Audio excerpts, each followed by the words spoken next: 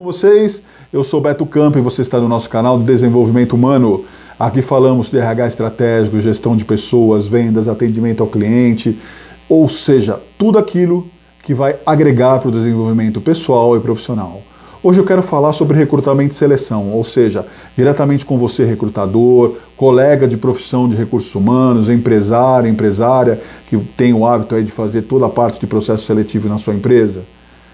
Vamos humanizar o RH. Não permita que o RH seja desumanizado. Mas o que você está falando, Beto? Você enlouqueceu? Não, eu não enlouqueci. A realidade é que todos os processos de RH sempre foram em contato humano, ou seja, olho no olho. E falando especificamente de recrutamento e seleção, a entrevista física, o contato, a análise comportamental, entender exatamente como o candidato se comporta e aí compreender com detalhes a experiência profissional. Tá certo que, nesse exato momento, com o problema da pandemia, houve muito esse contato via home office, todo o processo seletivo se direcionou a fazer de maneira remota e é compreensível porque é um cenário atípico.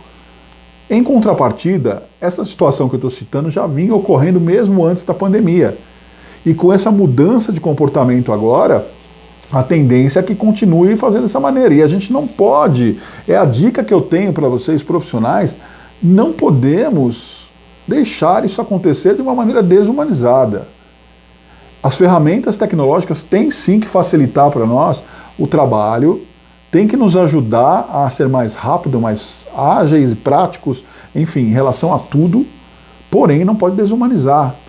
Como que você pratica um teste? Como que você utiliza um software para selecionar através de algoritmos a nota de corte ou uma informação de um candidato? Como você pode eliminar um candidato de 35 anos porque você opta por fazer de 18 a 30, sendo que o de 35 tem a experiência que você necessita e muitas vezes está disponível no mercado querendo ganhar o salário que você está oferecendo? Como que você vai triar o currículo e entender por que aquele candidato se comportou de determinada forma, pulando de emprego em emprego, ou porque ele não tem o conteúdo de experiência, sendo que ele tem 90% do que você precisa e não tem 100%? Como que você consegue isso? Ah, vou colocando parâmetros. Claro, mas você fica mecanizado e os parâmetros podem errar. Se você observar, existem muitos testes, por exemplo, e com todo respeito aos colegas de psicologia, mas existem testes psicológicos ali que te limitam a questões. Por exemplo, eu me recordo de ter visto um teste que um colega me apresentou que falava assim para você colocar alternativas ali, eram 24 características que você utiliza dentro do ambiente de trabalho. E dessas 24, tinha um monte de características que assim, tinha algumas que tinham a ver com a pessoa, tinha outras que não tinham, e tinha outras que ele possuía que eram muito positivas para o trabalho e não estavam lá. E ele pode ser eliminado por isso. Vamos humanizar o RH. Procurem entender as pessoas. Lideranças, CEOs, diretores, gestores, gestão participativa, gestão humanizada, RH estratégico existe para lhe ajudar a entender isso, desenvolver o seu aspecto comportamental na liderança. Não vamos entender que são somente números. Essa fase passou, isso mudou. Nós não podemos entender funcionários simplesmente como números. São pessoas que existem comportamentos, têm alegrias, sentimentos, sentem dor, tristeza, como também são motivadas, inspiradoras. Tudo depende da forma com que você aí conduz o cenário. Então, profissionais de RH, direcionando principalmente ao foco de recrutamento e seleção, procure humanizar. Mostre se a empresa exige que você faça com alguns processos totalmente automatizados e tire praticamente a mão do serviço, você vai fazer só a entrevista final. Mostre que você precisa ter um contato com o funcionário.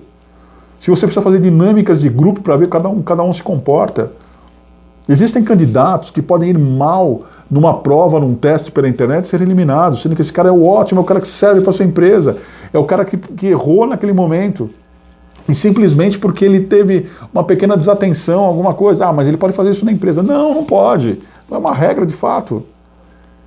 Ele pode dar resultado sim, só que você precisa conversar com ele, precisa conhecer. O currículo dele aqui mostra que ele trabalhou em 2 empresas. E se ele teve a experiência que você precisa nessas 2 empresas? Onde que está escrito que ele precisa passar por 70 empresas ou passar por 2? Importa que ele atenda a sua necessidade, que ele tenha caráter, que ele tenha experiência técnica, ou seja, o que nós chamamos hoje de soft e hard skills. Ele precisa ter isso.